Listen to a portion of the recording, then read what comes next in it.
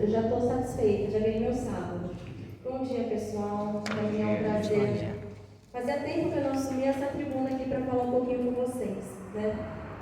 Mas é sempre um prazer estar aqui com vocês, principalmente para compartilhar um tema que cada vez mais, eu não digo que surgiu agora, mas que cada vez mais tem inquietado tanto a sociedade quanto o mundo jurídico. E aquilo que a professora Karina disse é bem verdade. A partir do momento em que vocês fizeram a matrícula no curso de Direito, vocês se tornam referência na família, né? Então, aquilo que a gente vê, no churrasco, vou perguntar para ele, tirar uma dúvida, ou não, eu tenho um sobrinho que faz a faculdade de Direito, eu vou perguntar e vou trazer para você a resposta.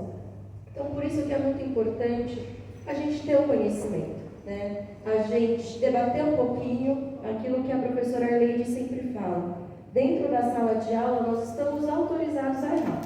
Que a gente não pode errar a partir do momento em que a gente sai da sala de aula e a gente começa a tratar como um direito alheio. Quando a pessoa deposita em você a confiança, quando ela confia em você um processo, um direito, principalmente quando a gente fala em pessoas com transtorno do espectro autista, ela coloca em você a esperança. Então, nada melhor do que você estar com conhecimento jurídico e técnico suficiente para você conseguir lidar com essa expectativa. E aí, por isso que a gente trouxe hoje esse tema, como que a gente pode falar sobre o direito à inclusão. E esse é um debate que a gente tem que fazer em sala de aula. Então, a gente vai tratar um pouquinho hoje sobre os benefícios sociais das pessoas com transtorno do espectro autista.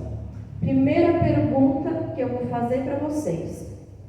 Vamos ver, né? E aqui, como a professora Karina falou, um bate-papo. Eu quero que vocês participem. Quem teve aula comigo sabe que eu gosto que o aluno também colabore, porque só assim a gente tem um compartilhamento de conhecimento.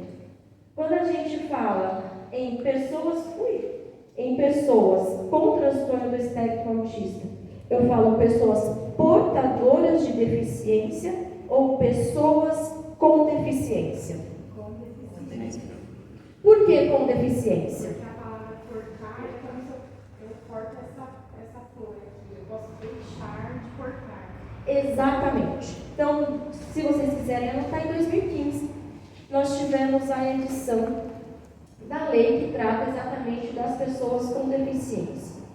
Essa lei ela veio trazer o conceito de deficiência, né? O que é a deficiência? É qualquer tipo de barreira. Então, quando a gente fala em qualquer tipo de barreira, estou falando barreira física, barreira intelectual, barreira visual, que impeça que aquela pessoa ela tenha uma ampla participação na sociedade. Até 2015 era autorizado a gente falar pessoa portadora de deficiência, porque não existia uma legislação específica para atender esse grupo.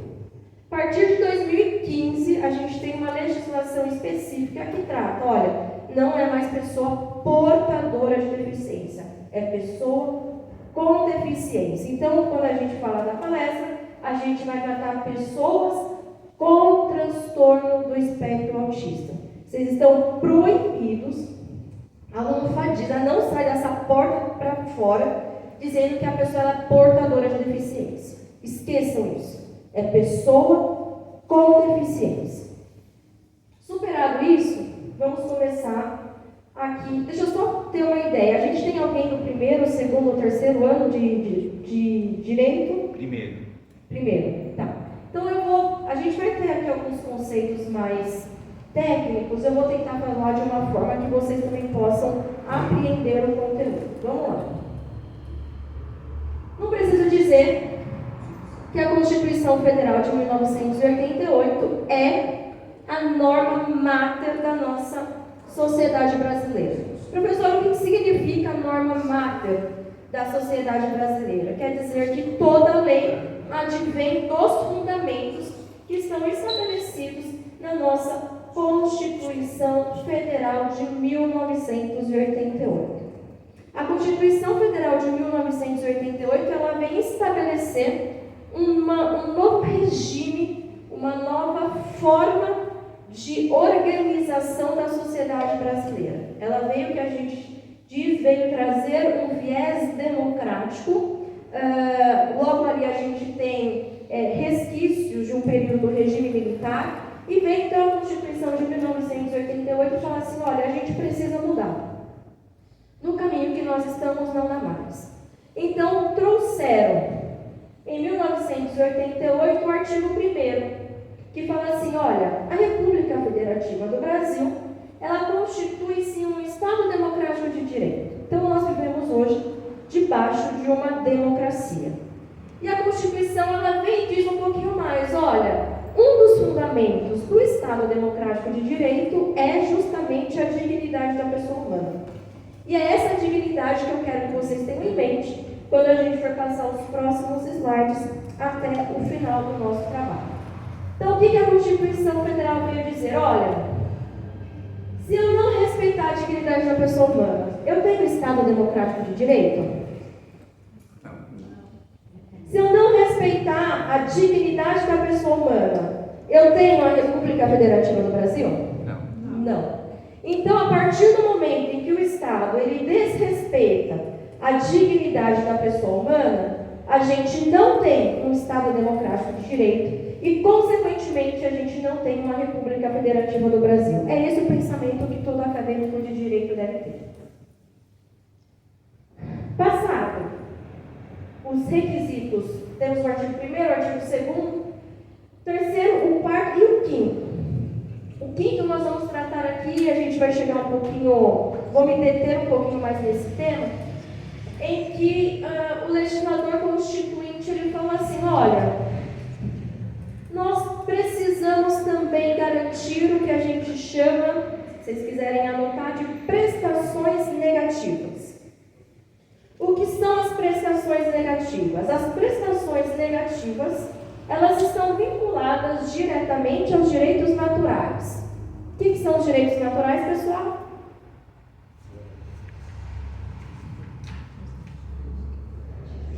Pessoal de 1º, 2º, 3º devem estar aprendendo isso.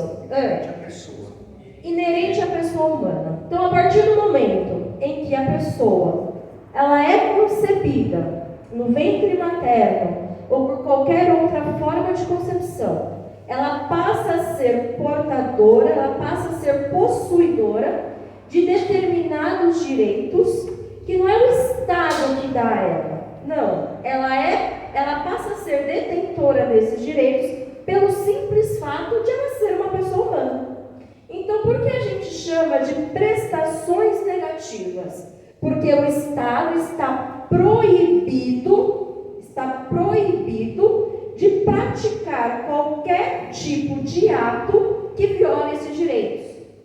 Então, o artigo 5º da nossa Constituição, ele vem dizer exatamente quais são alguns dos direitos naturais. Ou seja, o homem já nasce portador deles. Primeiro, diz lá, olha, todos são iguais perante a lei. Isso a gente vê muito, né? Todo mundo fala, olha, todos são iguais perante a lei. Mas o próprio legislador constituinte, o que ele fala? Olha, todos são iguais perante a lei e garante-se aos brasileiros e aos estrangeiros a inviolabilidade do direito à vida, à liberdade, à igualdade, à segurança, à propriedade. E a gente tem um rol de mais de 50 incisos que tratam sobre os direitos naturais. E aí a gente tem, depois do artigo 5º, gente, eu estou falando muito rápido ou está dando para entender? Tá dando? Perfeito. E aí depois que o legislador fala assim, olha, perfeito, garantimos os direitos naturais? Ótimo. Vamos agora para os chamados direitos sociais, que são as prestações positivas. O que são as prestações positivas? Aquelas prestações, aqueles direitos que o Estado outorga ao cidadão. Então, aqui no primeiro a gente tem direitos naturais, o Estado ele é obrigado a proteger. Nos direitos sociais, que são a partir do artigo 6º, é aqueles que o Estado tem a obrigação de fornecer. Então, quando a gente fala em direitos sociais, a gente tem a educação. A pessoa nasce com direito à educação? Não. Quem tem a obrigação de fornecer, a gente tem lá no artigo 225 da Constituição Federal, dizendo que a educação é direito de todos e dever do Estado. E de mais quem, gente? Vamos lá. Não, vamos lá, artigo 225 da Constituição. E não vale ler, porque agora com o Google todo mundo já sabe a resposta, né? Google, Chat GPT, essas coisas. O que diz lá o artigo 225? A educação é direito de todos e é dever do Estado e da família. Família. Muita gente acha assim, não, o Estado é obrigado. É o Estado, mas muita gente esquece que a família também tem um papel fundamental nessa questão da educação. É óbvio que a gente não vai tratar sobre esse tema aqui, mas aí muita gente acaba desvirtuando. Respeitar isso é o meu entendimento, tá, gente? Cada um, o bom do direito é que a gente pode ter múltiplas visões sobre o mesmo tema e todas estarem certas, né? Então, quando a gente fala lá, o artigo 225 fala assim, olha, o Estado, a educação também, a família pode prover que a gente fala daquele homeschooling. Quem que já ouviu falar do homeschooling? Em que o núcleo familiar, a criança ali não vai para a escola, quem ensina é o pai, a mãe ou o núcleo familiar. Então, a tese defendida pelo homeschooling é exatamente que a Constituição, quando fala que a educação é dever do Estado e dever da família, adotam esse pensamento. Mas superado isso, vamos lá. E aí fala a Constituição, olha, direito social à educação, à saúde, à alimentação, proteção à maternidade, à infância, etc. Alguma dúvida, gente, com relação a isso? Então, a única coisa que eu quero que vocês tenham em mente, o que a Constituição Federal garante? O que é isso daqui, gente? Todos são iguais perante a lei? Qual é o nome desse princípio? Princípio da igualdade ou princípio da isonomia. E aí, então, a gente chega no segundo ponto.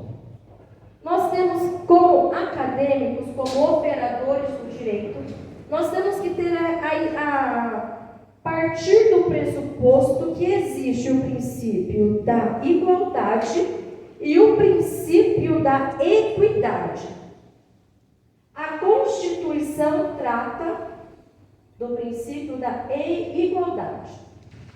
O princípio da equidade, a gente pode dizer que ele é um mero desdobramento do princípio da igualdade. O que é igualdade? Eu vou dar as mesmas condições, as mesmas oportunidades para um determinado grupo.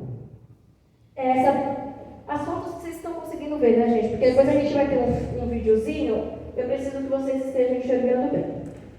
Então, quando a gente fala em igualdade, eu vou tratar todas as pessoas da mesma forma. Então, vamos pensar aqui como questões de oportunidade. Vamos colocar esses caixotes como oportunidades.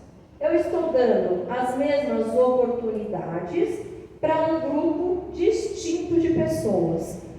Eu tenho acesso, todas essas pessoas estão tendo acesso ao objetivo que eu quero. Olha, eles estão usando o caixote para assistir o jogo de beisebol.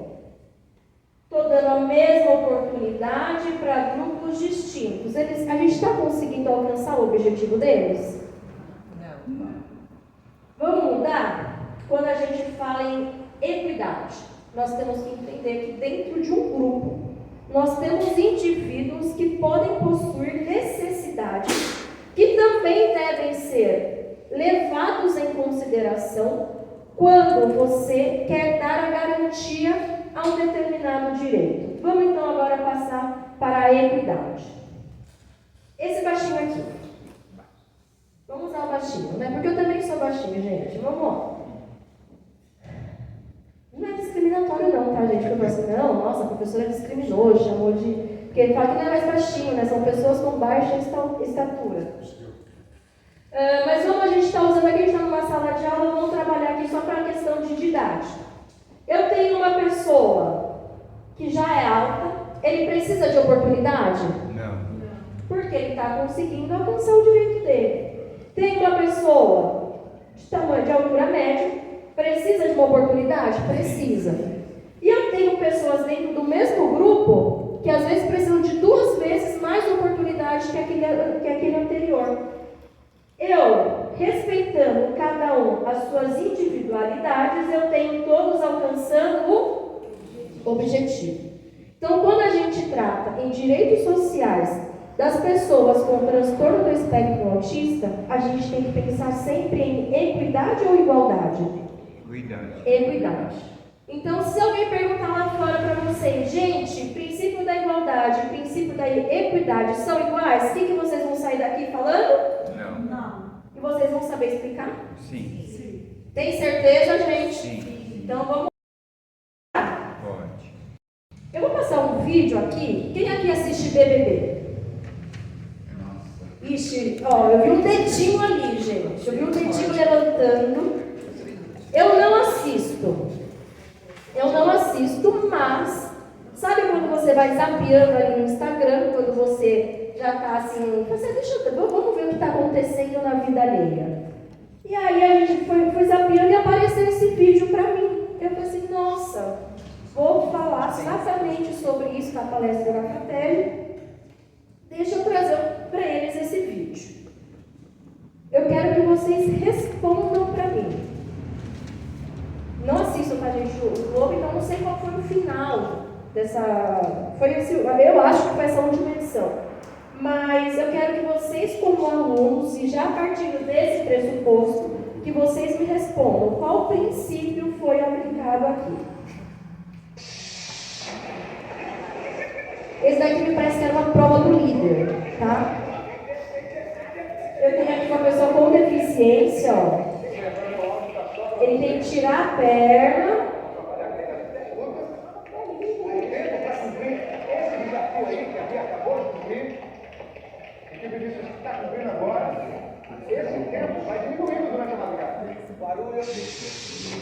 Eu tive aqui o princípio da igualdade ou o princípio da equidade? Equidade. Calma aí que eu só ouvi o pessoal falando idade. Eu não sei se é equidade. Quem acha que é o princípio da igualdade, levanta a mão. Quem acha que é o princípio da equidade, levanta a mão. Gente, nós tivemos aqui o princípio da igualdade. Por que igualdade? Eu dei as mesmas condições para os mesmos objetivos, mas eu não observei que ali naquele grupo eu tinha um indivíduo que necessitava de uma atenção. Quando eu digo atenção, não é porque... eu quero que vocês compreendam quando a gente fala em deficiência, tá? Mas eles precisavam de um tratamento diferenciado.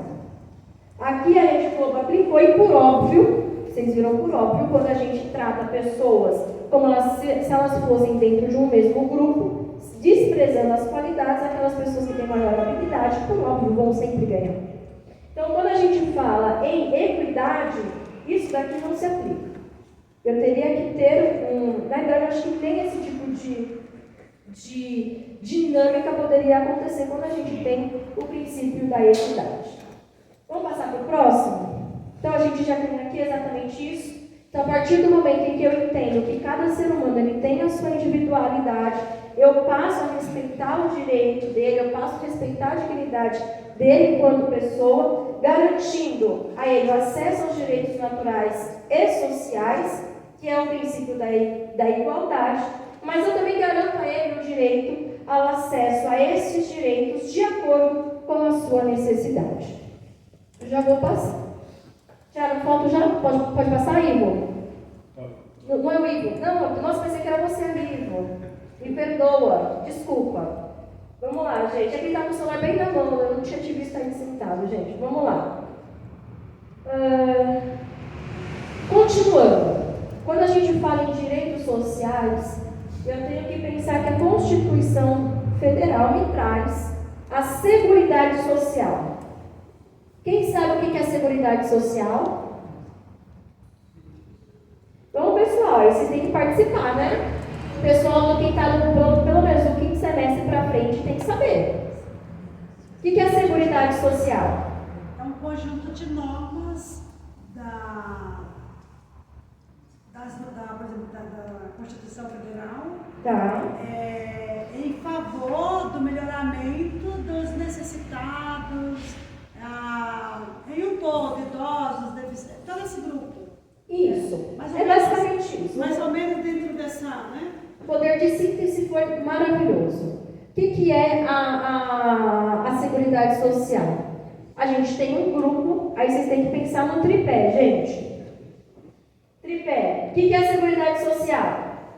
Previdência Social, Saúde e Assistência Social, que vem exatamente naquilo que a colega disse. É um conjunto de normas que o legislador constituinte disse, olha, eu preciso criá-las para garantir a proteção às pessoas em necessidade.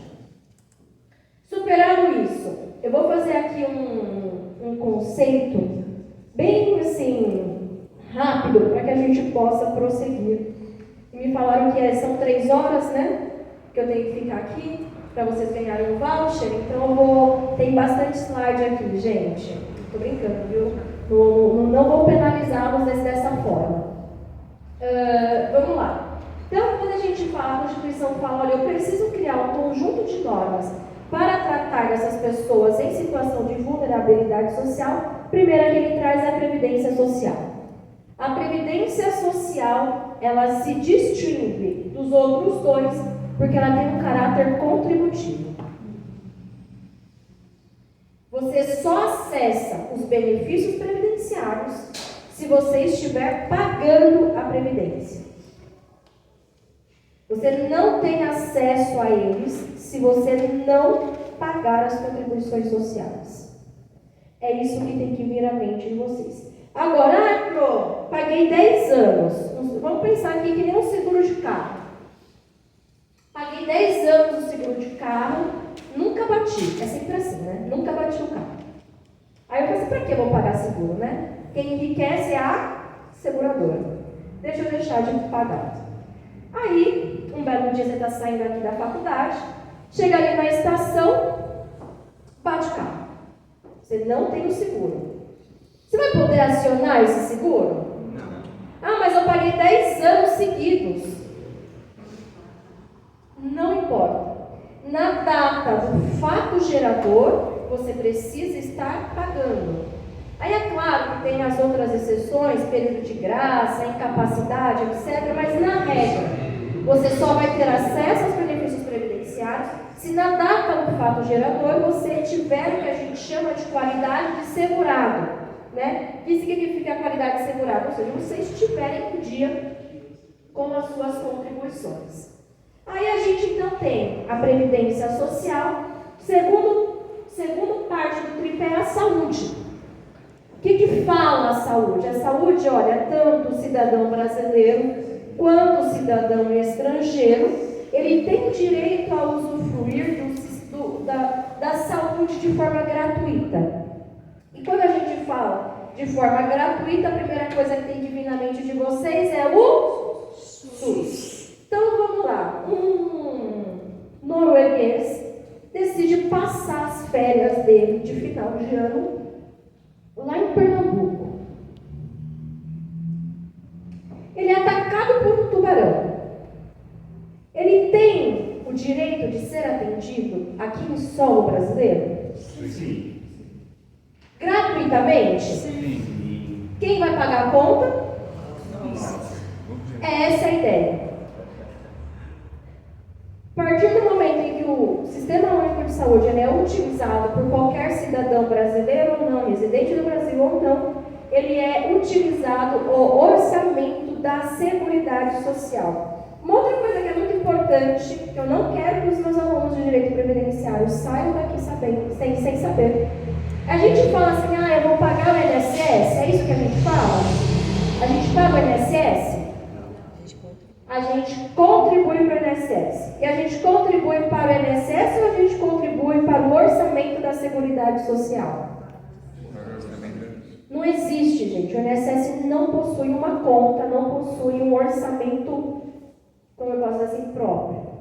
Todo o dinheiro das nossas contribuições, eles entram no orçamento da Seguridade Social e é a Seguridade Social que faz a repartição dentro de cada um desses integrantes do tripé. Tudo bem? Passado. Com licença, mesmo sendo empregado, colaborador? Mesmo sendo, o seu lá você vê descontado diretamente lá no seu lerite o INSS. Esse dinheiro não vai para o INSS. Na realidade, ele vai para um orçamento geral, como contribuição, né, previdenciária, e o orçamento geral é quem faz a repartição, distribui dentro desses ramos, tá?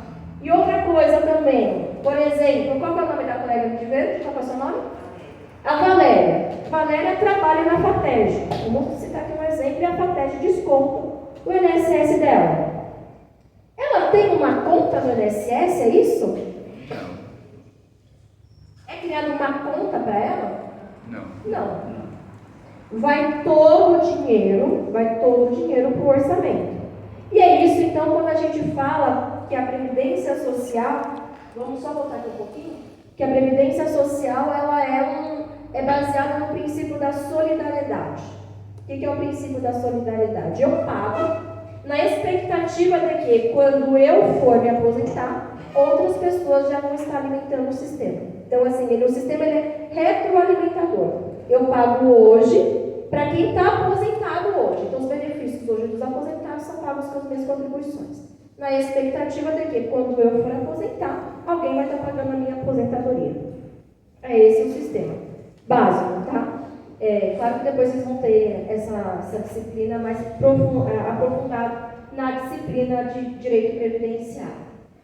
Mas superado isso, então a gente já falou sobre a previdência social, sobre a saúde. Agora, então, a gente vem tratar sobre a assistência social. Assistência social, gente, tem caráter contributivo? Não. Qualquer pessoa pode utilizar dela? Sim. É destinado. Não! Com certeza vocês vão falar isso, não é, gente? A assistência social, ela não pode ser utilizada por qualquer pessoa. Por que não pode ser utilizada por qualquer pessoa? Porque o próprio texto constitucional, lá no artigo 203, traz os requisitos legais para você ter acesso à assistência social. Qual que é? Criança ou adolescente carente, né? Ou seja, em situação de vulnerabilidade social, e também a pessoa, aqui ó, como que está lá na lei, gente? Portadora de deficiência, tá errado. Mas é que a gente tem que lembrar que a Constituição é de 1988. Apesar de ela já ter sofrido quase que 92 emendas, né, ou até mais, se não me engano, a gente está no 91, se eu não me engano, ninguém ainda se preocupou em alterar essa questão. Mas o que a Constituição diz? Olha, eu vou assistir, eu vou auxiliar as pessoas que são carentes, ou seja, em situação de vulnerabilidade social, as pessoas com deficiência e ao idoso. Então, qualquer pessoa tem acesso? Não. Precisa estar em situação de vulnerabilidade social. Passado isso, não sei se vocês já ouviram falar, mas não. Esses dias chegou um cliente no escritório assim, doutora, e você sabe que vídeo do YouTube, né, as pessoas acabam sabendo mais do que todo mundo, né? Doutora, porque eu vi num vídeo do YouTube que o meu filho que tem autismo, ele pode receber o LOAS. Vamos pensar assim, vocês são advogados, chegou lá um cliente, criança de 6 anos, viu um vídeo no YouTube dizendo que o meu filho que tem autismo, ele tem direito ao LOAS. O que é o LOAS? É esse benefício aqui, que é um salário mínimo mensal para quem está em situação de vulnerabilidade. O que vocês vão falar? Tem direito ou não? Vamos verificar primeiro, doutor. A primeira pergunta agora, a primeira coisa que a gente fala é depende, né? Quando a gente precisa ter tempo para pensar um pouquinho mais. Por que depende? Você aqui que está rindo aqui. Você É porque depende da renda também. Da renda familiar e da questão de deficiência. Perfeito. Qualquer pessoa com autismo tem direito ao LOAS? Não. Não. O que você precisa ver se a pessoa se encontra em vulnerabilidade social? Então vamos trazer para a prática. Quem aqui conhece o filho do Marcos Mion? Romeu Mion? Tem autismo, inclusive teve uma lei que foi feita com o nome dele. Ele tem direito ao LOAS, gente? Não. Talvez o que o pai dele ganha em um mês, nem se a gente trabalhasse a vida inteira a gente ganharia. Mas ele se encontra em situação de vulnerabilidade social? Não. Então, quando a gente fala em LOAS para o autista, que é o que a gente está tratando hoje, primeira coisa que a gente tem que trazer à mente, questão de vulnerabilidade social. Não é qualquer pessoa que tem autismo que pode receber o LOAS. Partindo dessa premissa, a gente vai passar para o próximo ponto. Então, vamos lá. Doutora, com licença. Oi. Mesmo não tendo esse direito, em qualquer benefício da saúde, a pessoa também não tem direito? Calma aí que a gente já vai chegar nesse ponto, tá? Peraí que aí tem um ponto que poucos sabem, tá? Peraí que a gente já vai chegar nesse ponto, Egídio. Então vamos lá, a gente tem então a pessoa com deficiência, eu já trouxe aqui o conceito de deficiência para vocês. Então a próxima pergunta que a gente tem que fazer, sabendo desses pontos, é o que é o autismo? Quando a gente fala em autismo, a primeira coisa que tem que vir à mente, isso também é importante vocês saberem, quem aqui já ouviu falar da CID-10? O que é CID, gente? É o enquadramento da situação do quadro De doenças. CID nada mais é do que a abreviação de Classificação Internacional de Doenças. Então, se eu tiver lá um laudo com um CID N54, que são tendinite, bursite, e eu for lá para a Escócia, um médico da Escócia vendo isso daqui. Ponto. Agora, o que vai diferenciar vocês é quando vocês forem lá no plano de saúde ou na unidade de atendimento médico. Se o médico colocar CID-10, o que vocês vão falar? Doutor, desde 2023 já não existe mais CID-10. Por que não existe CID-10? O que é esse número 10? A cada tempo é feita uma nova classificação. Então, até no final de 2022, nós tínhamos a nível internacional 10 relatórios de classificação. Em 2023 começou a vigorar o 11º. Então, atualmente nós temos a CID-11. CID-11. Quem aqui já viu algum papel escrito CID-11? Nem os médicos sabem. Porque a gente ficou no CID-10 tem quase 15 ou 20 anos. Agora, gente, já é CID-11. Aí você vai falar para o médico, doutor, não é CID-11? Aí ele vai ficar constrangido. Aí ele vai falar, depende. Né? Porque quando a gente não sabe, a gente fala, também depende. Então, o transtorno do espectro autista, na CID-10, ele era considerado como a letra F84. Na nova regulamentação, nós temos o autista como CID-11 6A02. Então, o correto seria utilizar esse daqui. Ah, mas esse daqui pode utilizar? Pode. Não está errado, porque de fato existiu. Mas hoje a forma mais atual de se falar é exatamente a CID 6A02. Superado isso, então, o que é o autismo? Então, o autismo a gente chama ele como um transtorno global de desenvolvimento, que vai afetar principalmente 3 áreas na vida da criança: a sua comunicação, o seu aprendizado e a sua sociabilização. E a gente tem que entender que o autismo, ele está cada vez mais comum. Ele sempre existiu, gente. Ele sempre existiu. Mas é que agora a sociedade está dando uma atenção mais especial. Antes, a criança com autismo era assim, ah não, ele é quietinho mesmo. Ah não, ele é irritado mesmo. Ah não, ele é diferente. Dentro da própria família, a gente tinha isso. Professora, desculpa, pareceu um tipo de omissão ali da família, né? Que não queria A gente tem uma omissão por não conhecimento. Antes, não, porque a criança era birrenta. Quem aqui já viu uma criança com autismo grave? Meu prédio tem um. A criança é uma pessoa extremamente irritada, uma criança que grita e que não importa o que o pai tente fazer, não existe nada que segure essa criança. E aí o que era? O que era tirar porque a criança é birrenta? Falta de palmada. Quem já ouviu falar isso? Só que aí a sociedade, como eu disse, ela é extremamente dinâmica. E aí começaram a perceber, olha, tem alguma coisa, precisamos trabalhar, precisamos estudar esse tema. E aí então é que o autismo começou a ser de fato validado. Então é correto dizer que, porque inclusive isso é uma coisa que eu ouço diariamente. Ah, porque agora a gente está percebendo cada vez mais o nível de autismo aumentar. Quem já ouviu falar isso? Parece que toda criança já vai nascer com uma certa estigma. Né? Olha, estou vendo tanto, nossa, tanta criança com autismo nascendo, mas na realidade elas sempre nasceram. É que nunca houve uma estatística, nunca houve um estudo, nunca houve, talvez, um clamor público para uma atenção especial.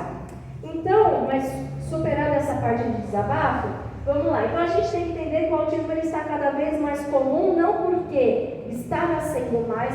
Tem gente até que critica o autismo a quem come McDonald's. Ah, porque as mães estão comendo muita comida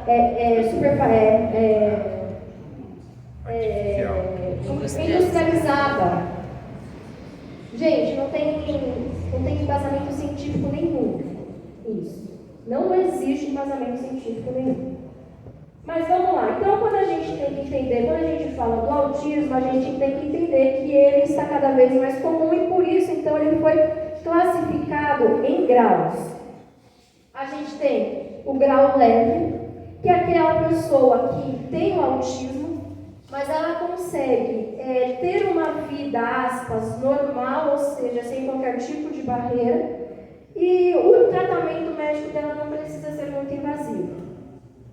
Por exemplo, nós temos uma professora que ela tem mais de, vamos colocar aqui, já uma professora aqui com uma certa idade, que ela foi diagnosticada com autismo. Mas ela consegue ter a sua vida absolutamente normal. Ela fez mestrado, fez pós-graduação, prosseguiu a sua vida, mas ela tem o autismo. Quando a gente fala nessa pessoa que tem o autismo com um certo grau, ainda que leve, ela se enquadra no conceito de deficiente? Não. O que é o deficiente, gente? Que tem algum problema. O problema não, né, gente? Quem tem uma certa Uma deficiência, limitação. uma certa barreira. A lei, gente, ela não coloca grau leve, moderado ou grave. A lei diz qualquer tipo de barreira. Então, por exemplo, uma pessoa que trabalha, uma empresa que tem ruído, perde a audição, 1% da audição, ela é considerada deficiente? Porque se eu pegar lá uma pessoa que tem as mesmas características físicas, mesma idade, dentro da mesma empresa, na mesma função, comparar os dois, eles têm a mesma aptidão física e laboral? Não, porque ele tem 1% de redução. Então, a legislação ela não coloca, olha, para ser deficiente tem que ter 10% no mínimo. Não. A lei diz que é deficiente aquele que possui algum tipo de barreira. Então, a pessoa que tem autismo leve, ela é considerada deficiente? É. Porque ela tem uma barreira que, para nós, às vezes, pode parecer pouco. Ela não gosta de falar, por exemplo. Mas para aquela pessoa que tem o autismo, é uma coisa assim, uma coisa que ela não consegue superar. Então, é deficiente. Próximo. Quando a gente fala grau moderado, que é o que a gente chama também de grau 2. É aquela criança que ela tem uma certa...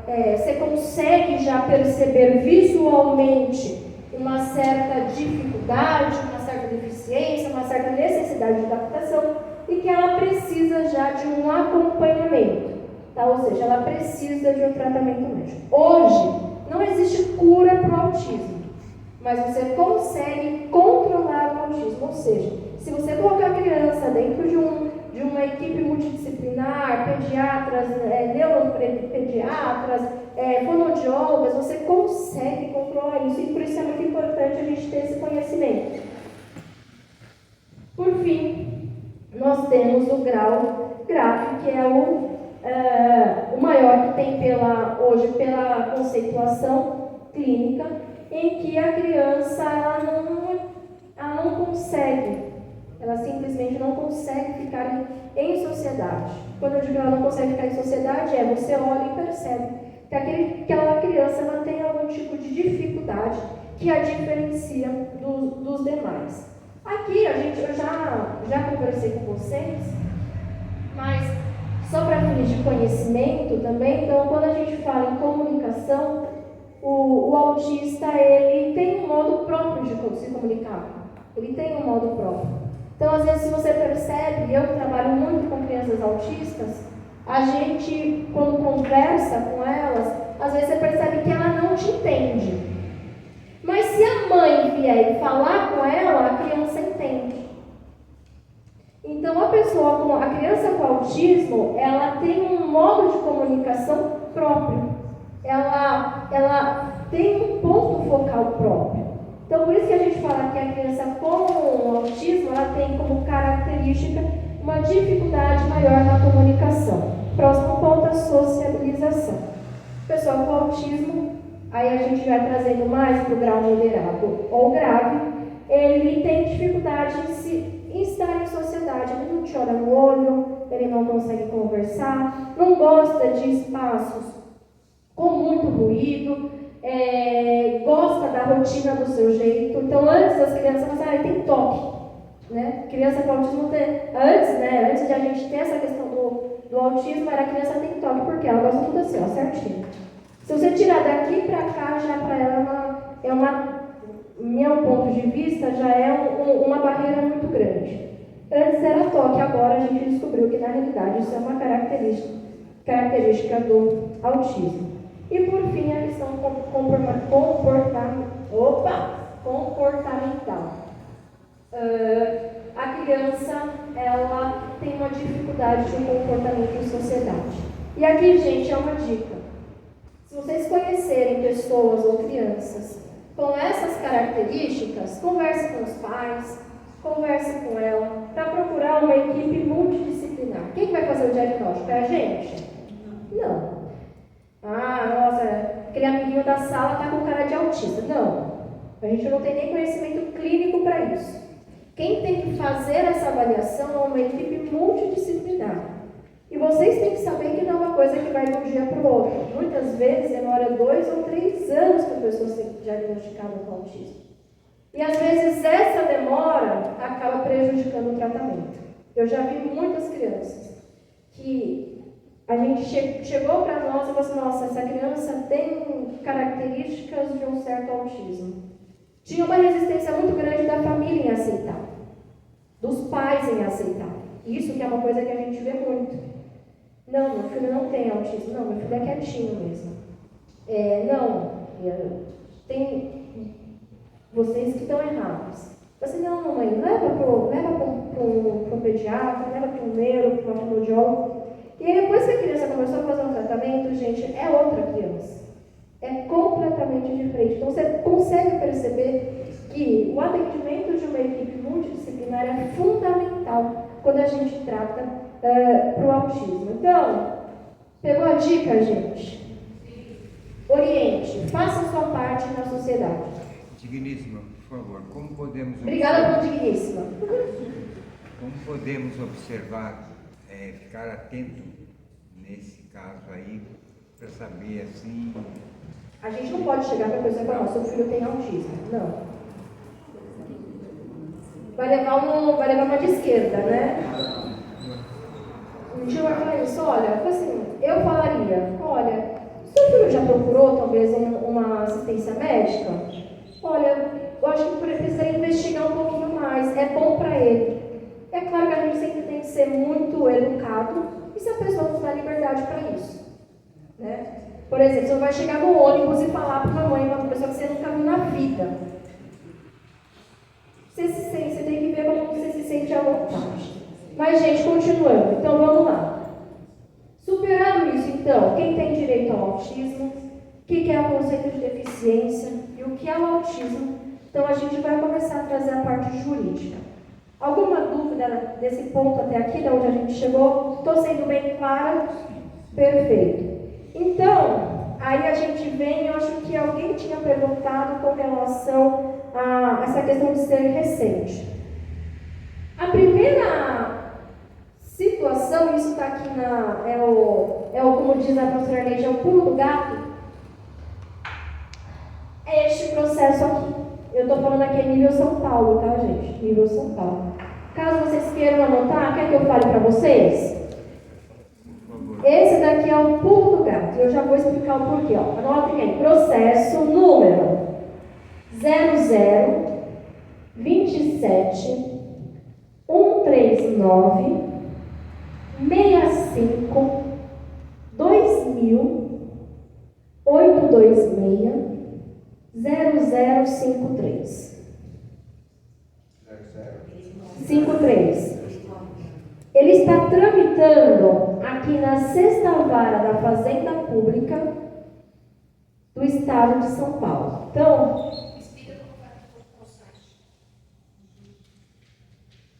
esse processo aqui, só para explicar para vocês, ele tem aplicação unicamente no âmbito do Estado de São Paulo. Então, tem um cliente no Rio de Janeiro, eu posso aplicar? Não, não pode. É unicamente o Estado de São Paulo. É um processo que foi movido pelo Ministério Público de São Paulo, em conjunto com a Defensoria Pública, contra o Estado de São Paulo. Para vocês consultarem esse processo, anotem aí, www.tjsp.jus.br. Vamos lá, gente, o que significa TJSP? Tribunal de Justiça, perfeito, a nota 10. Difícil essa, né? Difícil. Mas vamos lá. Então, quando a gente fala para vocês consultarem, por que vocês precisam consultar? Esse é um processo que ele tem origem no ano de 2000. Vocês terem uma ideia, a gente está em 2024, então é um processo que tem 24 anos de tramitação. Tem gente nessa sala que nem essa idade tem, só para vocês terem uma ideia, para vocês verem como o Estado de São Paulo luta. E o que fala esse processo? Gente, lembrando, em 2000, ano de 2000, o Ministério Público entrou contra o Estado de São Paulo e falou assim, olha, o Estado de São Paulo não está garantindo aos autistas o tratamento básico. Então, o Estado, dentro daquele princípio da dignidade da pessoa humana, dentro daquele princípio da assistência social, lembra? Dentro daquele princípio de deficiente, o Estado ele tem que fazer tratamento dessas pessoas com autismo. Em 2004, nós tivemos as seguintes condenações. O Estado precisaria providenciar unidades especializadas de tratamento. Não poderia ser o que a gente chamava, né, lá muitos anos atrás de manicômio, lembra? O Estado queria fazer uma gente ter instituições mentais para isso. Não, gente, o autismo não é uma deficiência mental. Aí o que o juiz falou? Olha, o Estado deve unidades especializadas, não as existentes para os tratamentos de doenças mentais comuns, para o tratamento de saúde, educação e assistência aos autistas, em regime integral ou parcial para os residentes na cidade de São Paulo ou no Estado? No Estado. Então, quem mora aqui em Santo André goza dessa sentença? Sim. Quem mora em Mauá goza dessa sentença? Sim. Quem mora em Ribeirão Pires? Sim. Quem mora lá em Assis, perto do Paraná? Sim. É Estado. Estado de São Paulo. Então, vamos lá. O Estado devia providenciar unidades de tratamento de assistência, saúde e educação. Olha, gente, isso aqui é Tribunal de Justiça. Vocês podem acessar lá, ver que eu não estou mentindo, mas é que pouca gente sabe que existe essa ação civil pública. O Estado também deve arcar com as custas integrais do tratamento médico. Estado de São Paulo. Seja em uma internação especializada ou em regime integral, ainda que essa entidade seja não estatal, mas deveria para os residentes do Estado de São Paulo. E, por exemplo, eu preciso de um tratamento e não tenho. Hoje, na escola em que meu filho está, não tem essa questão de um suporte profissional que a gente já vai chegar a falar um pouquinho mais na frente.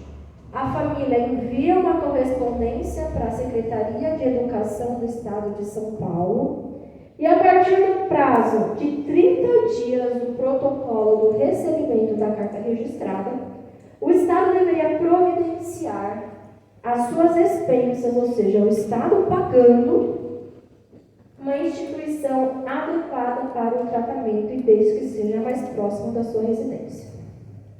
Quem aqui sabia que existe essa condenação no Estado de São Paulo?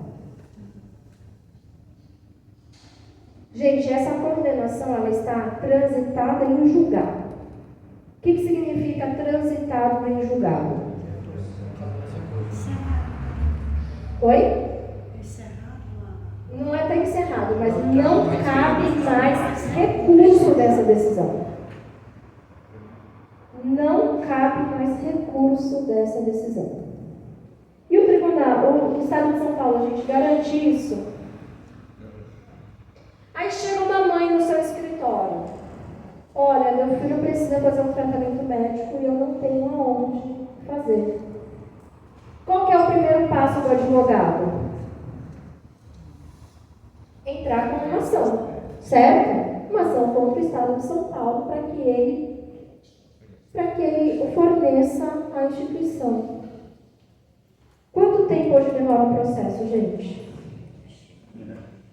Se você não conseguiu uma liminar, vou colocar aí como fala advogado não pode dar prazo, né? Porque senão o cliente cobra, mas eu colocar aí, a gente está aqui numa sala, 3 ou 4 anos no mínimo. No mínimo.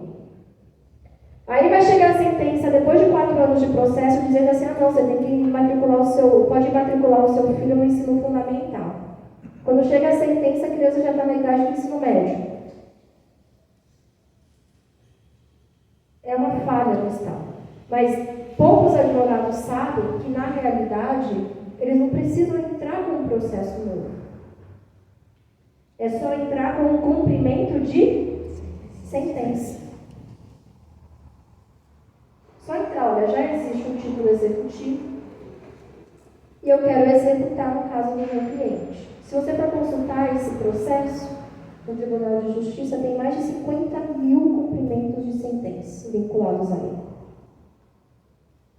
O que significa isso? São pessoas que vão entrando e pedindo a execução. Agora, não é um incidente processual, tá? Então, não é no processo que você vai peticionar, mas sim você vai peticionar em um processo à parte, é claro, mas mencionando que já existe este processo aqui que reconheceu o direito do seu cliente como autista de ter o pagamento das custas integrais a cargo do Estado de São Paulo, etc. Superado isso, vamos tratar aqui um pouquinho da legislação mesmo da pessoa com espectro autista. Primeiro marco, aqui a gente tem um marco jurisprudencial. Aqui a gente tem um marco legal. Então a gente tem. Eita, mas quase eu te ceguei agora, hein, Thiago? Desculpa, o negócio foi ali. A gente tem o primeiro marco legal da legislação específica para a pessoa com transtorno do espectro autista em 2012. Tá? Essa legislação ela veio estabelecer uma política nacional pública que visava exatamente incentivar a sociedade, as empresas, as instituições públicas sobre o tema, bem como identificar os direitos das pessoas com o TEA. E aí a gente vê aqui quais são propriamente esses direitos. Com base nessa legislação de 2012, quando a gente fala em direito à saúde, a gente diz que a criança ela tem direito a um tratamento multidisciplinar. Acerca dessa jurisprudência do processo, existe esse direito de fato concedido a todos os autistas, ou eles também segmentam a vulnerabilidade ou o humor da questão? Só para título de curiosidade. Se você quiser ser rápido no processo, é uma questão de vulnerabilidade. Tá? Porque o Estado se manifesta exatamente no sentido de que, olha, a família tem condições. E aí a gente entra numa questão, quem aqui já ouviu falar na princípio da reserva do possível? O que significa isso, gente? É o princípio da administração pública, o princípio da reserva do possível. Quem sabe? Ela está fazendo sim, você sabe? O Estado ele tem que prover, né? O Estado ele tem que prover. Tem que ter destinado para prover, mas o que o Estado vai falar? Ele alega que não tem Que não tem dinheiro. É isso. O que é o princípio da reserva do possível? Eu presto assistência a quem precisa. Se eu for prestar assistência para todo mundo, não vai ter dinheiro para todo mundo. Aí o que acontece? Em regra, tá? Em regra, a pessoa está em situação de vulnerabilidade social, que é aquela questão. Aí, uma boa pergunta, Valéria, que eu esqueci de mencionar. Mas eu já vou chegar nessa questão, só terminar essa minha fala, mas em regra, pelo cumprimento da ação, questão de vulnerabilidade social. Ah, mas ele não está em vulnerabilidade social. Vamos pensar assim, vocês pegaram o filho de um cliente de uma multinacional que ganha 50 mil reais por mês. Aí você tem que entrar com uma ação contra o convênio médico. Tá? E aí Thiago, depois você providencia para mim, eu deixei anotado na lista de presença. Vocês têm o telefone deles? Todos? Todos são alunos, né, gente? Ou tem alguém que é de fora? Todos são, né? Depois eu deixei aqui para vocês uma petição inicial, um modelo, tá? De petição inicial para ser movida contra o plano de saúde, que você pode adaptar para uma questão do município, mas que depois eu vou enviar para vocês porque são 14 folhas.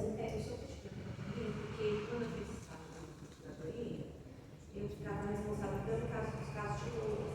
E eles se pegavam muito a isso, a avaliação psicossocial e a perícia médica. E essa avaliação também tinha cunho econômico. Eles avaliavam mas lembrando, Valéria, isso daqui não tem nada a ver com LOAS. Isso daqui quem paga é o Estado. O LOAS quem paga é a União Federal, tá? Então, assim, em regra não entraria, mas quando você entra, olha, meu cliente precisa, o juiz normalmente vai analisar, olha, de fato precisa, mas, por exemplo, o mioma, vamos trazer aqui, precisa, gente, que o Estado pague? Não. Porque se for o Estado que pagar, quem que vai pagar no final? É o Estado ou é a gente? E a pessoa tem condições. E aí que entra a questão do princípio da reserva do possível, entendeu? E aí, só voltando aqui, gente, uma coisa muito importante, eu não vou lembrar agora de cabeça, mas quem é que está em vulnerabilidade social? O que é o conceito de vulnerabilidade social? Baixa renda. O que é baixa renda?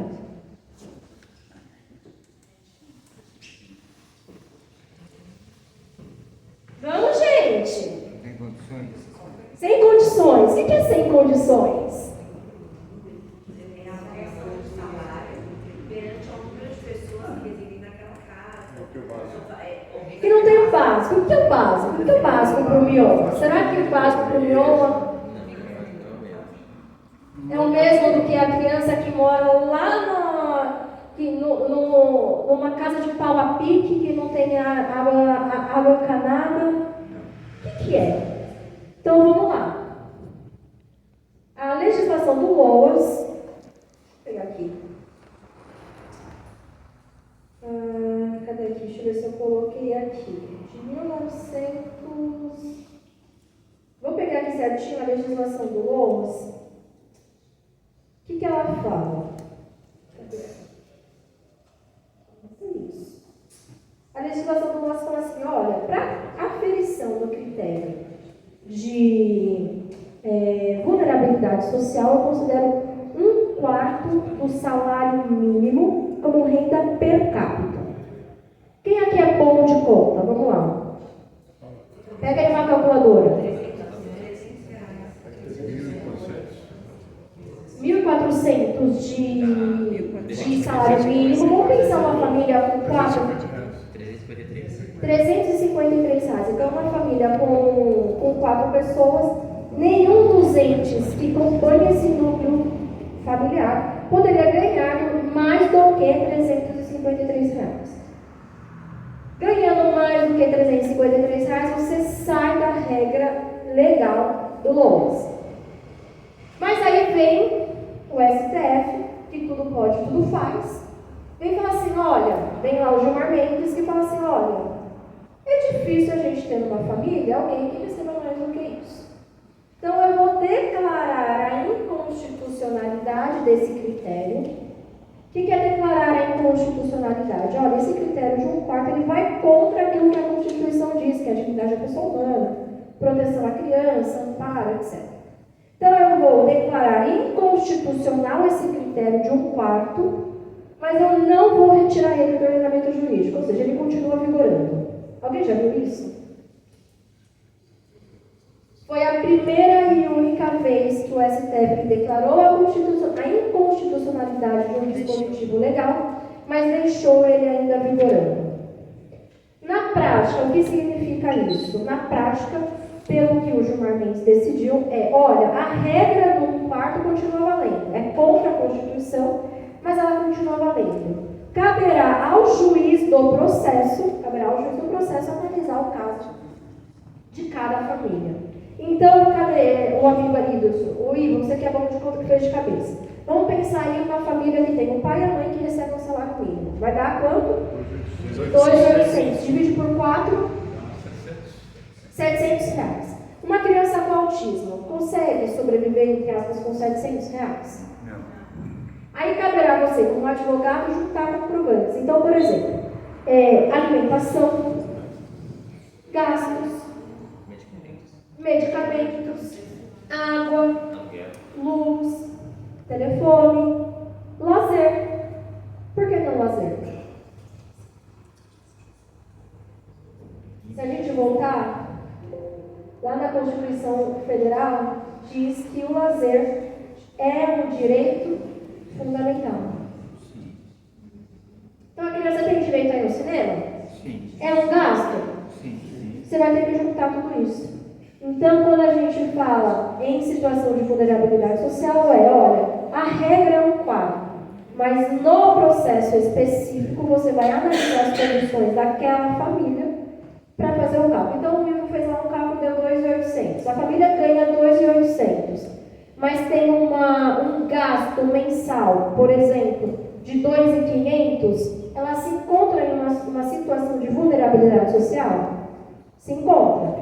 Porque ela ganha 2.800, gasta 2.500, sobra 300 reais para a família. Essa pessoa, em tese, faria jus a recebimento do LOAS? Faria. Apesar de sair da regra do 1/4 do salário mínimo. Agora, mais recentemente, 2022 para frente, a gente tem uma flexibilização maior ainda. Como a gente teve essa declaração de inconstitucionalidade pelo STF, agora está adotando um outro critério, que é o mesmo critério utilizado por Bolsa Família, para inúmeros benefícios governamentais que utiliza. Então agora os juízes, pelo menos aqui na região de São Paulo, que é o TRF3, está utilizando o critério de meio salário mínimo per capita. Meio salário mínimo per capita, que é o mesmo tipo de critério que você tem para alcançar esses direitos. Mas a gente vai continuar aqui, tá? Vamos lá. Então vamos lá, voltando. Quando a gente fala na legislação de 2012, ele fala assim, olha, o autista ele tem direito a fazer o tratamento à saúde, tratamento multidisciplinar, especificamente para o desenvolvimento da criança, que hoje é um tratamento que dura no mínimo 2 a 3 anos, no mínimo. Em que pese, às vezes, muitos casos terceiros de forma vitalícia.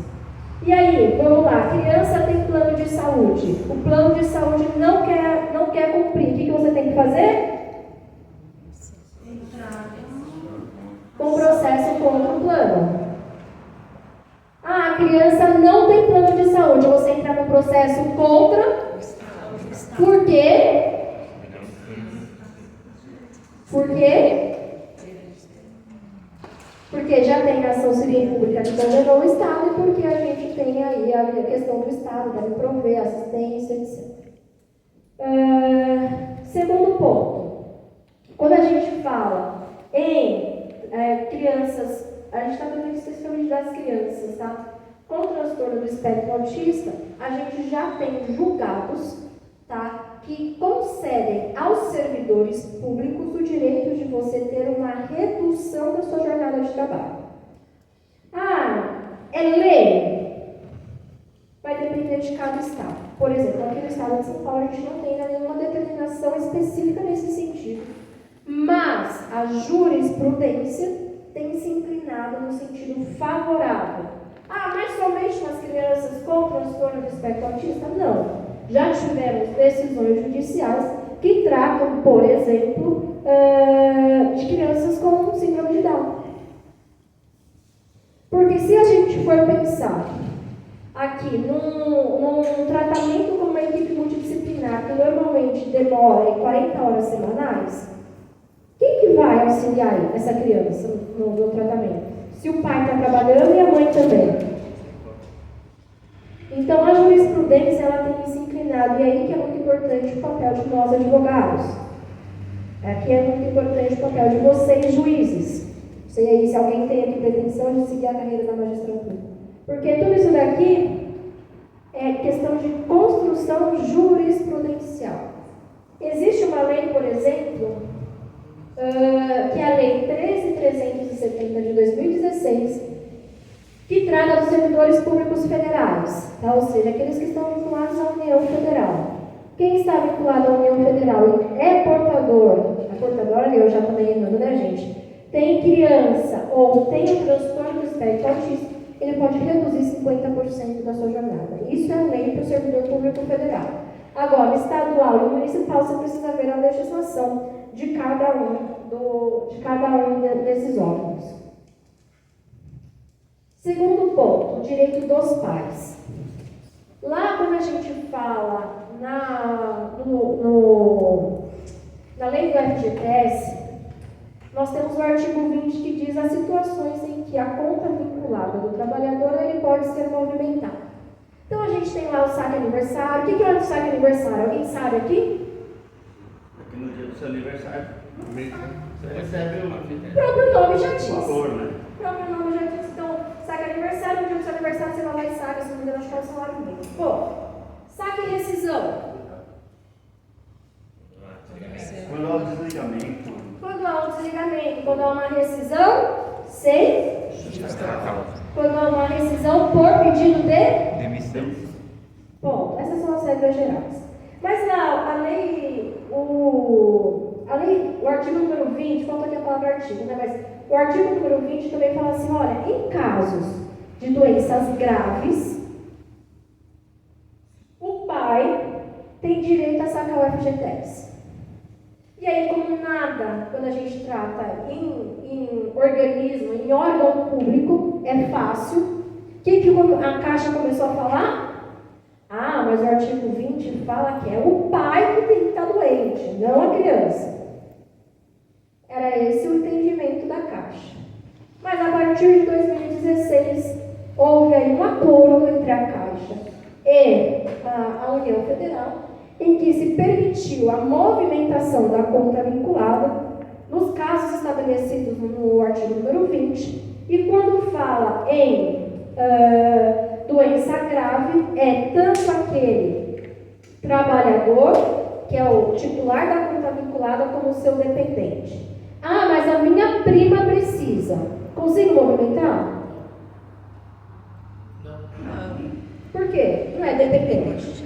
Não é dependente. Então, o que você precisa? Ser dependente. E quem são os dependentes de uma pessoa, segundo o artigo 16 da Lei 8.213?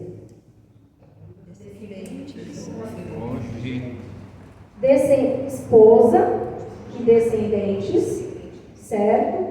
Na ausência de esposa e descendentes, os ascendentes. E na falta dos ascendentes, colaterais. O pessoal fala assim com medo, né? Tipo, será que está certo? Os colaterais. Então, quando a gente fala aqui no artigo 20, esta é a regra. Primo entra, tio entra? Não entra. Cara, como diz, quadrado, cada um com a sua família, né? Cada um com o seu quadrado. Então, se aquela tia precisa, ela que movimente a conta vinculada dela.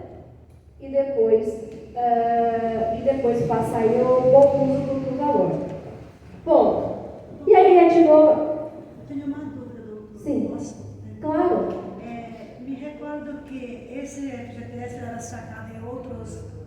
digo, no caso de quem tinha CA, né? E Sim, também- mas é isso, doença grave. Então, isso, doenças graves. Então, para autismo também, autismo? Para autismo também. Aí agora uma boa pergunta, mas autismo só grau leve, moderado ou só grau grave?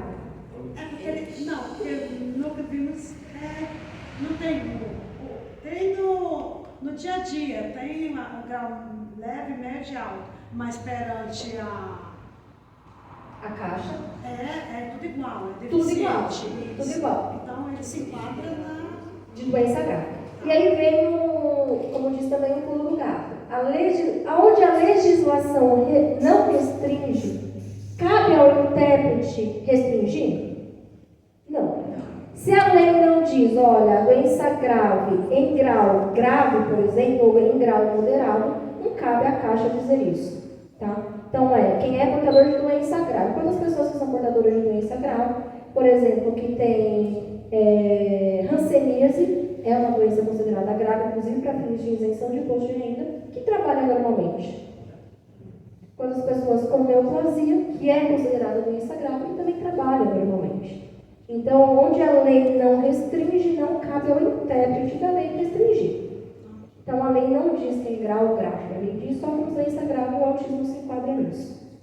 E aí, de novo, a gente tem a questão da redução da jornada de trabalho. Eita, nós. Foi errado aqui, Tiago. Isso, vamos lá. E aí, quando nós trouxe essa legislação de 2012, ela vem dizer assim, olha, cabe também à União remédios, educação, a identificação e o atendimento prioritário, a carteira de identificação, isso vamos lembrar em 2012, tá, gente? A carteira de identificação, a gratuidade no transporte, benefício assistencial, que a gente já fez, a compra de veículos com isenção do IPI e a isenção do IPVA. E aí, em 2020, a gente teve a edição da lei Romeu Mion, que foi encabeçada pelo pai dele, o Marcos Mion, uma iniciativa louvável, que veio regulamentar a questão da carteira de identificação. Aí eu quero ouvir a opinião de vocês. Quem aqui já viu aquele crachazinho? Aquele colar de girassol? Quem aqui já... Levanta a mão, gente, com vontade. Com vontade. Eu já vi. O que vocês acham? Isso não traz um estigma social? Você olha para ele e fala, aquela pessoa tem autismo. É constrangedor, eu acho. Tudo que é considerado Agora, por exemplo, se a gente fosse criar uma coisa que tem HIV, vai usar então agora um cordãozinho vermelho. Afasta. Eu estou debatendo, não estou falando que está certo e está errado, tá, gente? Quem aqui é a favor do cordãozinho? Sem medo, gente. Não, aqui ninguém vai olhar feio. E quem é a favor do cordãozinho? Não, quem é a favor do cordãozinho? Quem é contra o cordãozinho? Livre, afasta a sociedade, você faz uma separação, não pode. Eu acho que pelo contrário. Se você está querendo fazer uma união, eu acho que isso não tem que ter. Depende do comportamento da criança, do grau, que não justifica o entendimento da sociedade. Porque crianças são muito agitadas, agressivas até, que a sociedade acaba não entendendo aquele comportamento e fala, nossa, essa criança não é educada.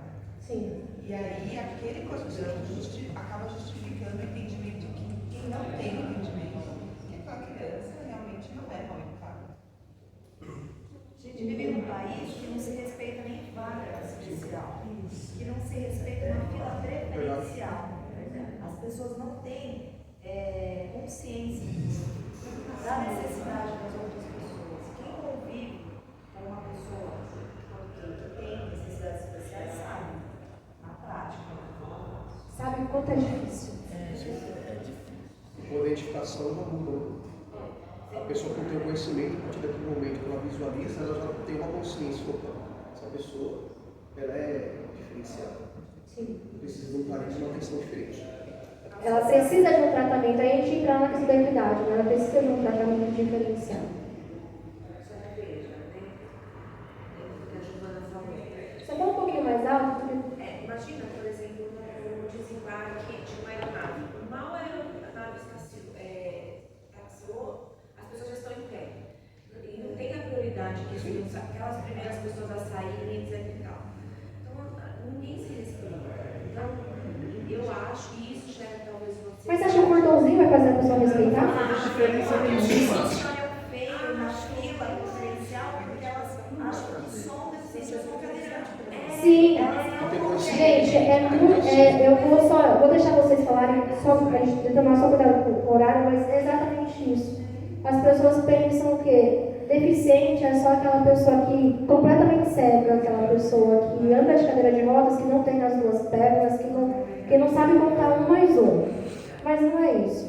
A legislação de 2015 diz assim, a deficiente é qualquer pessoa que tenha qualquer tipo de barreira.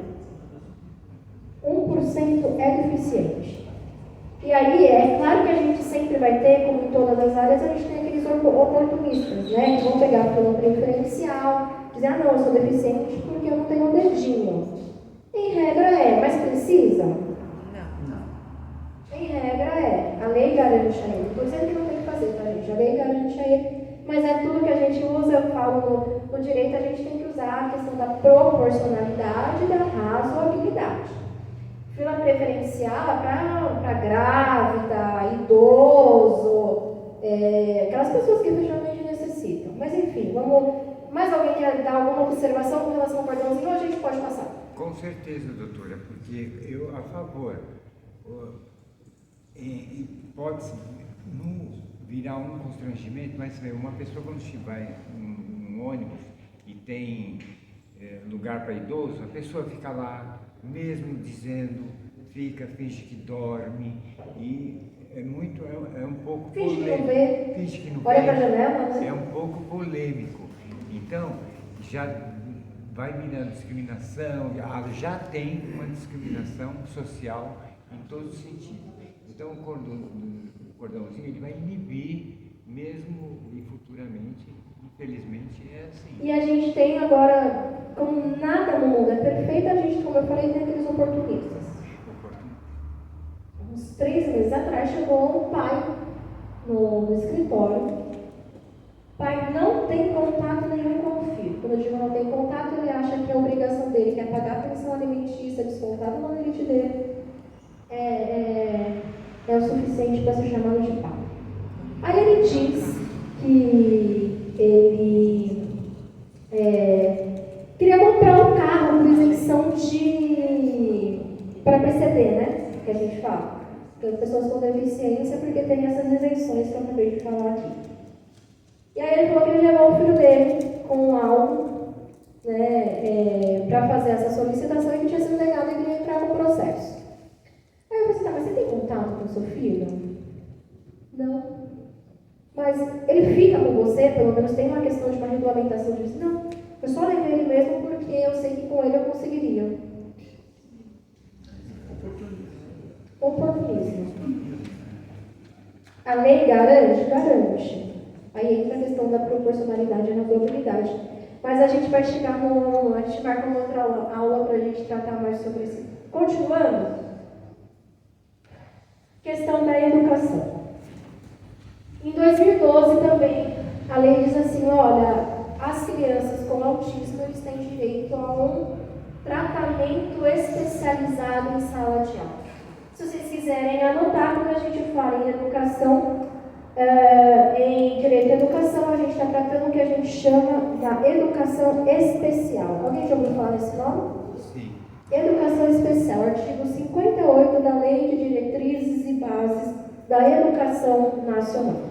O que fala lá no artigo 58? Olha, a criança que tem algum tipo de transtorno global de desenvolvimento, ou até mesmo aquelas que têm altas habilidades, o que significa altas habilidades? A criança superdotada, ela tem direito a um atendimento especializado em sala de aula, que é o que a gente chama, não sei se vocês já ouviram falar, de professor de apoio, que é um professor que vai acompanhar essa criança, suprindo a eventual necessidade que ela tenha em sala de aula, a fim de que, lembra quando a gente viu aqueles caixotes? A fim de que eu suprindo as necessidades, ou seja, concedendo àquela criança mais caixotes de suporte, ela consiga atingir o mesmo objetivo que as demais em sala de aula. Então, quando a gente fala em direito à educação para o autista, a primeira coisa é matrícula na rede pública ou privada. A escola, ela pode negar da criança com autismo? O Estado é obrigado a fornecer um professor de apoio? Sim. O Estado pode cobrar do pai esse professor de apoio? Isso, então, a gente não vai nem trabalhar, vocês já têm esse entendimento. E aí é interessante, quando a gente fala em direito da educação, que essa lei aqui foi em 2012, e em 2013 é incluída a questão da educação especial na nossa lei de diretrizes e bases. Então diz, olha, a criança ela tem que ter, não pode ter negada a matrícula na rede pública ou privada por essa razão do autismo. Ela deve ter um profissional de acompanhamento. Aí, só trazendo assim para a prática, muitas das vezes quem paga, por exemplo, uma escola privada. Na escola privada, quem paga ou são os pais ou o plano de saúde. Tá? O plano de saúde pela ANS é obrigado a fazer o pagamento do professor de apoio. Pouca gente sabe disso. Tá? E aí, só que assim, o processo contra o plano de saúde. Tá? E também o plano educacional individualizado. Aí vem a questão, a criança com autismo, ela pode ser reprovada? Pode. Impedimento não, né? Vamos levantar de mãos para cima, gente, vocês vão sair com muito forte. Quem acha que pode ser reprovada, levanta a mão. Quem acha que criança com autismo não pode ser reprovada? Quem não acha nada? Olha, o meu sobrinho nunca foi reprovado. Não sabe nem ler nem escrever, tem 13 anos. Depende também. O sobrinho dela nunca foi reprovado, não sabe ler nem escrever. O que o senhor disse? Desculpa. Não, eu vou perguntar para minha esposa, que é professora do Harvard, eu não sabia disso também. Vou perguntar para minha esposa. Boa. Na realidade, pela lei, legislação LDP, Lei Nacional de Diretrizes e Bases, a criança com autismo ela pode ser reprovada, desde que a escola comprove que forneceu para ela um plano educacional individualizado, desde que a escola comprove que forneceu para ela todo o suporte necessário. A criança não conseguiu atingir o resultado, mas não conseguiu atingir o resultado por quê? A escola falhou nisso daqui? Porque lembrando, o princípio da equidade, se eu tenho uma pessoa diferente no grupo, ela deve ser tratada de forma diferente. A escola cumpriu? A escola não cumpriu, então a criança ela deve ser, não é aprovada, né? Ela deve ter o aproveitamento dos seus estudos. A escola fez tudo aquilo que estava no alcance dela, e ainda assim a criança não atingiu o suficiente. Aí sim a criança pode ser reprovada. Diga, o senhor lá atrás. Bom dia. Meu nome é Fábio. Fábio, tudo bem? E no quarto período, mas a professora está falando, a gente viu a Rose e a... Senhor, vai falar um pouquinho mais alto, por favor. Então, quase tudo que você falou, a gente tem visto em Seguridade Social, que a professora Munhoz está passando para nós. E eu trabalhei em 2016, 2017, escola estadual, escola pública. E lá não tínhamos cuidadores, e eu fiquei, a diretora me disponibilizou para mim tomar conta de algumas crianças. Já estavam até no ensino médio, e eu tomei conta de um menino chamado Eric, um apagão já tinha acho que 18, 19 anos, já grandão, e tinha momentos, alguns dias que ele estava ligado, assim, estava elétrico, estava no 440 e ele passava, dava uns tapão nas meninas, sabe? Nos meninos, ele tinha que ficar colado como se fosse segurança dele. Esse é o papel do professor, gente? E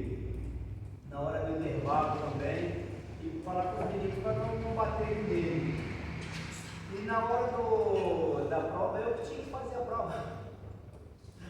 Ele não reprovou, não. Porque talvez o senhor quem fazia, né? Eu que fazia a prova para ele. Só assim, esclarecendo, lá no artigo 59 ou 60 da Lei de Diretrizes e Bases diz assim, olha, que o professor que vai atuar nessas questões de transtorno global de desenvolvimento e também de altas habilidades, ele tem que ter um curso mínimo, tá? Um curso específico para tratar com essas pessoas. A grande questão que a gente hoje trata, isso é uma coisa que eu discuto, inclusive na minha tese do doutorado, que é sobre esse tema, é que a legislação ela não exige um curso superior para ser esse professor de apoio. Pode ser uma pessoa com ensino médio. E aí vem a questão, será que essa pessoa com ensino médio tem capacidade de conhecimento, estou dizendo capacidade de conhecimento de instruir uma outra pessoa? O que o senhor fez, é claro que o senhor não fez de forma a querer prejudicar, mas com certeza auxiliar aquela criança, até porque foi uma determinação hierárquica, mas assim, em regra, se o senhor for ver pela legislação educacional, não poderia. Não poderia. Por quê? Tem que ter pelo menos um curso específico para... Não precisa ser um curso de pós-graduação, existem cursos para esse tipo de desenvolvimento desse professor, mas você precisaria ter este curso, tá? O que a gente está discutindo é também essa questão que não precisa nem ter ensino superior. Então, como o professor pode lecionar alguma coisa se não tem ensino superior, gente? E a gente já tem ali um aluno que necessita de uma atenção especial. Professora, eu já sou formado em 3 graduações anteriores a essa. E eu tinha um curso para tomar conta, para cuidador, então ela sabia que eu tinha. Mas é de cuidador ou para cuidar de crianças ou pessoas com altas habilidades ou transtornos? Curso específico? Só de cuidador. De cuidador. Eu fiz há muitos anos atrás e ela sabia, porque ela perguntou quando eu fui para lá. Então, na hora da prova dela, ela colocava eu lá no meio de um lugar separado e eu ajudava, mas ele não sabia fazer.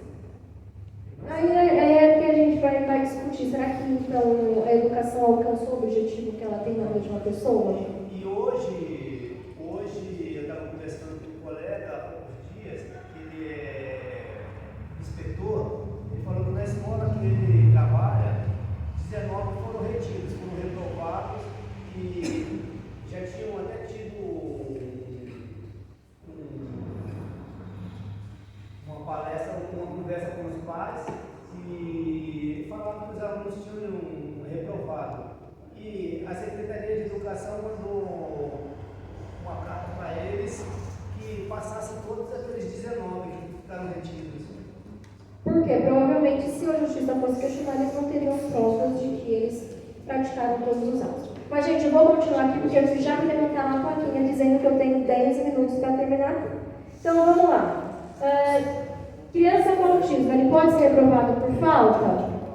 Pode, desde que se considere que a instituição adotou todas as características e todos os instrumentos necessários para suprir a necessidade específica desse aluno. Continuando, isso aqui eu acho que acredito que vocês já saibam, porque acaba caindo numa regra geral. Toda criança que é dependente dos seus pais, o pai pode pedir o abatimento no imposto de renda na questão de despesas médicas, tá? Só que você precisa ter um laudo atestando essa questão. Continuando, nós temos também aqui a questão do imposto de renda. Direitos sociais, gente, a gente já acabou tratando, a gente já adiantou alguns, eu não vou ler todos, estou vendo aí o pessoal, estou me sentindo como se fosse num show, porque eu estou vendo uns 10 celulares apontados para a tela. Mas aqui a gente tem já a questão de algumas coisas que a gente já tratou, que a empresa deve ter pessoas com deficiência no seu quadro, prioridade no check-in, vagas especiais, que foi o que a colega acabou dizendo, transporte gratuito para pessoas com deficiência. Acho que aqui a gente já também acabou tratando um pouco no nosso bate-papo. E aqui é legal, gente. Criança com autismo, criança com algum tipo de deficiência, tem direito ao lazer? Sim. Por quê?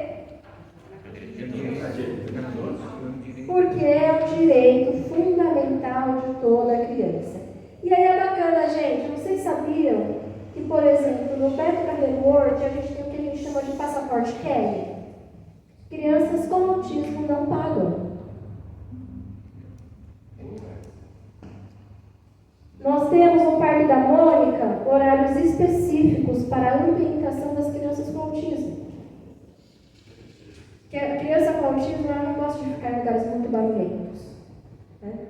E aí, então, o Parque da Mônica começa a sua jornada com o seu ambiente, para que as crianças comecem a se ambientar, ficam cerca de 1h30, 2 horas, e aí depois é que começa a funcionar normalmente.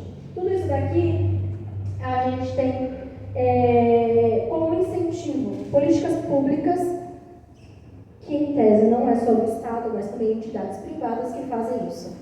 Recentemente teve um fato no Nordeste, o filho de um deputado federal estava num parque e uma pessoa estava lá brincando com os filhos e um dos pais disse que aquele menino não deveria ficar naquele momento no parque porque ele tinha esse problema do autismo. E esse deputado, inclusive, agora vai criar um projeto de lei, alguma coisa referente a isso. Tem esse fato na mídia. A gente só... Thiago, liga aqui pra mim, por favor, eu já estou finalizando, gente. Mas a gente só começa a se sensibilizar quando a gente vivencia.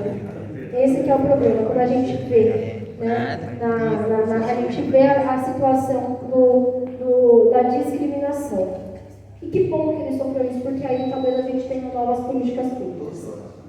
Continuando, na questão da vida civil, a criança com autismo, ela deve ser alistada, tá, para fazer o período militar, mas ela é alistada e deve pedir a sua dispensa, tá? Mediante a apresentação do laudo médico do CRM, é CID-10 ou CID-11, pessoal? CID-11, com a apresentação do CID-11. Vai apresentar para o CID-10, vai ser desconsiderado? Não. Vai se apresentar para o CID-11 para mostrar uma coisa mais atualizada. Criança com autismo, volta? Gente, olha a pegadinha. Desde quando criança vota? Cadê os estudantes de direito? Criança com autismo vota? Não. Adolescente com autismo vota? Não. Jovem com autismo vota? Sim. A partir de quantos anos? 16 anos. Nota 10 em direito eleitoral. Isso mesmo, gente. Cuidado as pegadinhas, hein? Agora, vamos lá. Agora, uma outra pergunta. Cadê os acadêmicos? Porque a gente sabe que nunca na nossa vida é tão perfeito quanto a legislação diz. Criança com jovem ou adulto com autismo vota?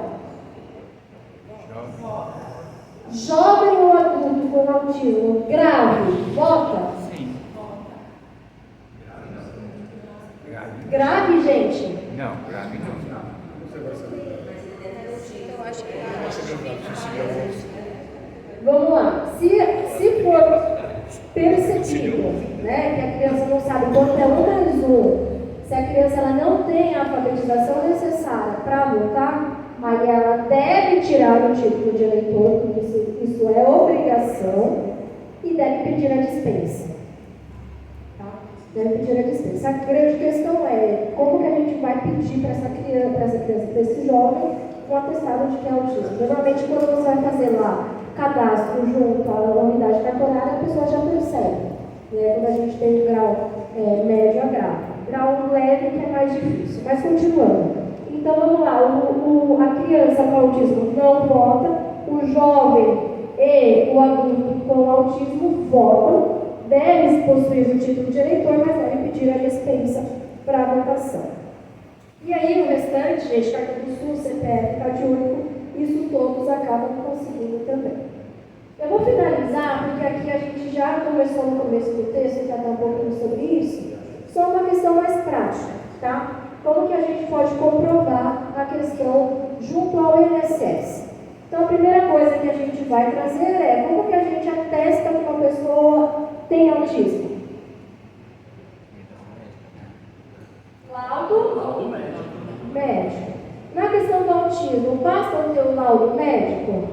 Não. Eu preciso ter também os relatórios multidisciplinares.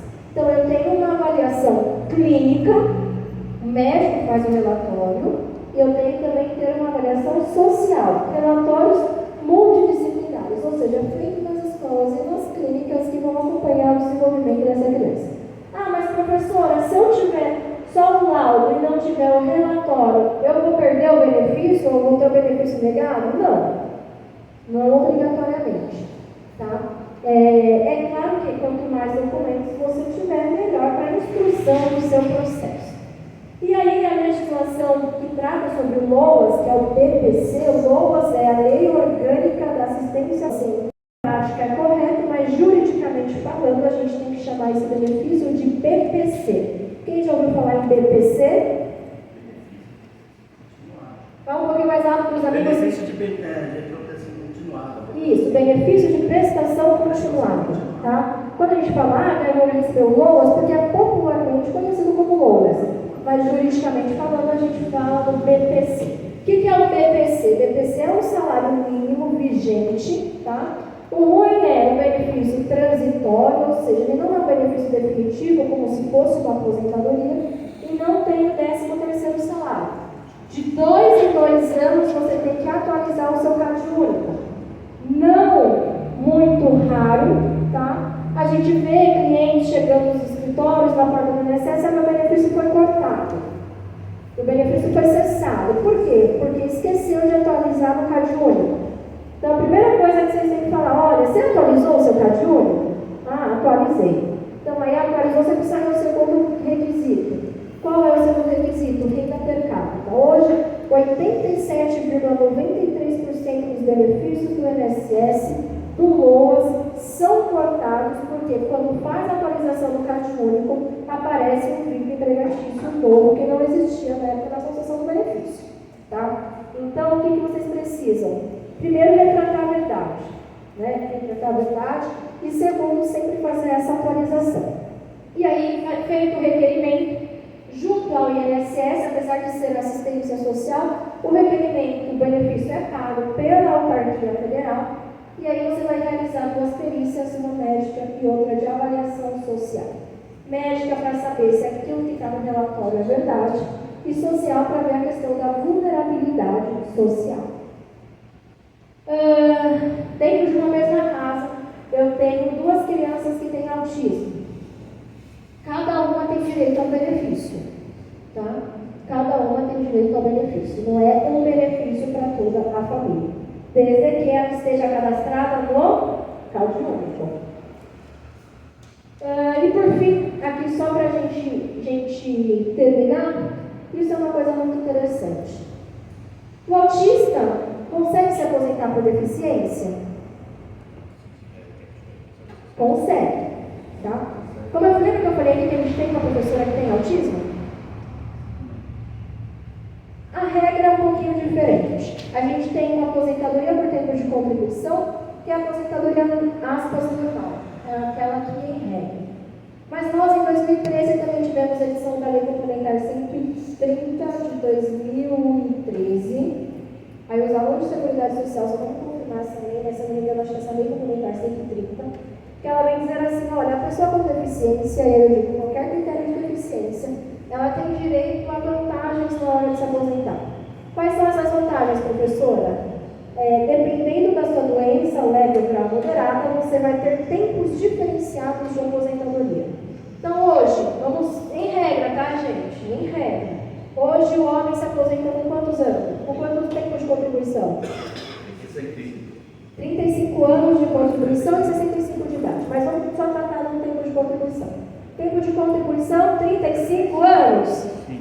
Se ele tem doença, uma deficiência leve, 33 anos. Se ele tem uma doença moderada, 30 anos. E se tem uma uma doença grave, se não me engano, 29 anos. Então, se a pessoa tem deficiência, basta, uma deficiência grave, basta ele comprovar 29 anos de tempo de contribuição que ele consegue se aposentar como se fosse a aposentadoria dos 35 anos. E aí entra uma outra questão. Quando a gente trata dessa questão dessa aposentadoria para o deficiente, o porquê ela é difícil? Porque, como requisito, você tem que comprovar pelo menos 15 anos na condição de deficiente. Pelo menos 15 anos na condição de deficiente, a amiguinha já fez até assim, porque é muito difícil a gente ter essa documentação comprobatória. Mas pessoa com deficiência tem direito à aposentadoria em tempos menores, desde que é comprovado no mínimo 15 anos na condição de deficiente. E por fim, gente, aqui ó, pensão por morte para os filhos. Em regra, o INSS paga a pensão por morte para os filhos, para os dependentes do segurado, até os 21 anos. E aí vem de novo para o lugar, gente. Existe uma exceção legal que muita gente não sabe. Para fins de aposentadoria do INSS. Pensão por morte do INSS. Em regra, 21 anos. Se tiver filhos deficientes ou inválidos, essa pensão é vitalícia. Quantas crianças, às vezes, com autismo, que não tem o pai ou não tem a mãe, que tiveram seu benefício cortado com 21 anos e nem sabiam que eles teriam direito ao benefício vitalício? Então, não sei se alguém aqui quer trabalhar na área previdenciária, mas a gente tem bastante trabalho, eu garanto isso. Mas vocês verem lá, olha, o pessoal tem o benefício cortado e tem autismo, você pode entrar com pedido de restabelecimento. Recebe, inclusive, os atrasados, tá? Recebe, inclusive, os atrasados e a criança tem essa proteção. Então, a regra é 21 anos e finaliza de forma vitalícia. Por fim, a gente tem aqui, só para vocês terem uma ideia, essa daqui foi um relatório divulgado pelo INSS, pela Previdência Social, em que diz que em 2023 foram concedidos mais de 61 benefícios de pessoas com deficiência. Dá vontade de puxar a orelha do legislador quando colocou aqui portador de deficiência. Mas a gente não vai fazer isso, porque nós somos educados, mas dá vontade de fazer uma correçãozinha aqui. Mas enfim, benefícios assistenciais às pessoas com deficiência foram 31 mil benefícios, de um total de 61. Então, se vocês forem pensar, a gente tem aí praticamente a metade dos benefícios da assistência social concedido a pessoas com deficiência, tá certo? Hoje, o INSS, ele não tem aqui parâmetros para dizer, olha, dentro dessa deficiência nós temos a questão do autismo, não existe isso, mas dentro o autismo está incluído aqui dentro. Por fim, juro que eu já falei por fim umas 5 vezes, né, gente? Mas eu juro que esse é o penúltimo slide. Nós temos aqui a questão do doutor Alexandre Moraes da Rosa. Que a gente pensa que o autismo é uma barreira, né? A gente pensa que a pessoa com autismo ela não consegue se desenvolver, ela não tem perspectiva de vida. E a gente tem aqui o doutor Alexandre que mostra que isso não é verdade. A pessoa com autismo ela tem as mesmas perspectivas de vida que a gente. E devem ser respeitadas tais como a gente. E aí ele gosta de usar o famoso cordãozinho, né? Porque para ele é como se fosse uma conquista, dizendo assim, olha, eu consegui. Você também pode conseguir, olha, o seu filho também pode conseguir, olha, o seu sobrinho também pode conseguir. Eu digo que a expectativa da pessoa com autismo não acaba no diagnóstico. Na realidade, ela começa. Você desenvolve outras habilidades a partir do diagnóstico. Gente, é isso. Obrigada. Tem aqui os meus contatos. Eu prometi que eu ia falar às 3 horas. Eu falei por 2 horas e 10 minutos, gente. Mas fala sério, passou muito rápido. Não passou, gente? Passou muito rápido. Eu ia dar intervalo. O pessoal aqui já vai me